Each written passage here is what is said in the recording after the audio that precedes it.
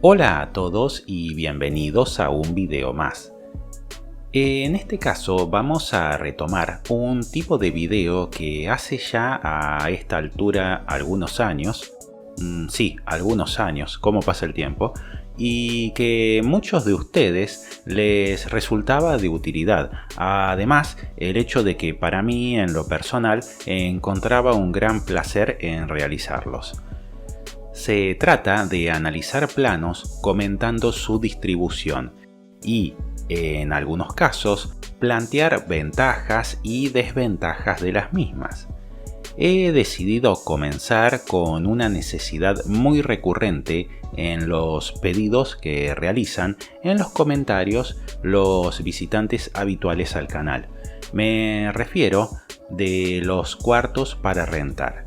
Un tipo de construcción que suele tener un retorno de la inversión muy rápido en comparación con otros tipos de edificaciones, claro, cuyo destino sea la renta, por supuesto.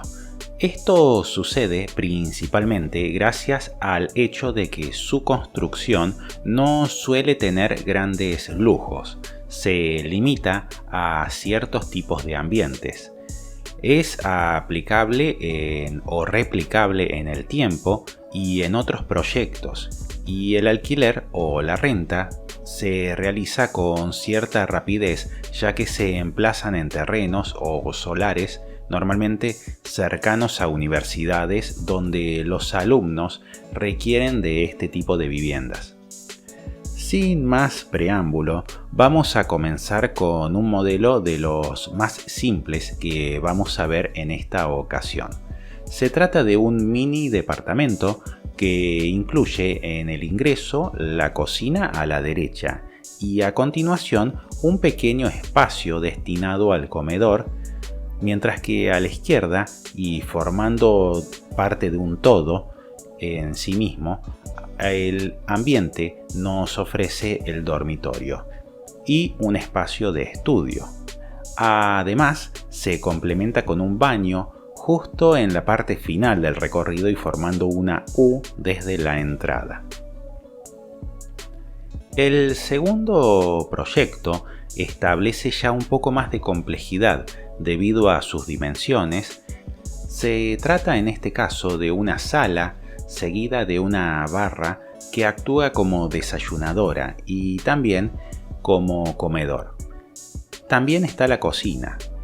A ambos lados de la construcción vamos a encontrar un baño completo y con todos los servicios. Aquí se podría plantear una modificación en donde uno o de estos baños se convierta en una lavandería. Hacia el final o el fondo de la construcción nos encontramos con 4 dormitorios, los cuales van a maximizar la inversión con respecto al modelo que veíamos antes de este. En tercer lugar, vamos a plantear una edificación que es diferente, donde no tenemos la simetría que veíamos en el modelo anterior. Aquí, al ingresar, nos encontramos con un comedor a la izquierda y la cocina a la derecha.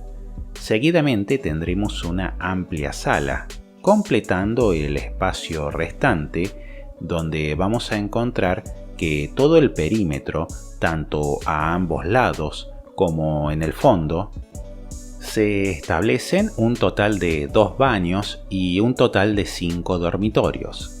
Por supuesto, necesitaremos aquí una mayor inversión. Como vemos, hemos ido creciendo desde un departamento individual hasta este, donde tenemos un total, como les decía, de 5 dormitorios, en donde también será necesario contar con un terreno de mayores dimensiones. Aproximadamente aquí necesitaremos 10 metros de ancho por 11 metros de fondo. Desde este punto los voy a dejar con diferentes imágenes que nos permitirán ver distintas distribuciones y donde algunas son más complejas y otras son más sencillas, pero que no quería dejar de mostrar a ustedes. también algunas ideas de mobiliario que se puede implementar en este tipo de dormitorios con el fin de ahorrar espacio.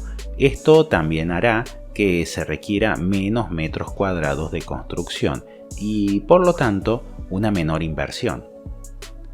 Hasta aquí el recorrido en el cual pretendo mostrarles a ustedes, o pretendía mostrarles a esta altura a ustedes, algunos cuartos para rentar. Muchos de ellos ya están construidos y siendo utilizados en diferentes universidades o en las cercanías de las mismas, y otros son solo proyectos. Espero, como siempre, que les haya sido de utilidad. Les agradezco también infinitamente por haber llegado hasta esta etapa del video y me despido hasta la próxima. Adiós.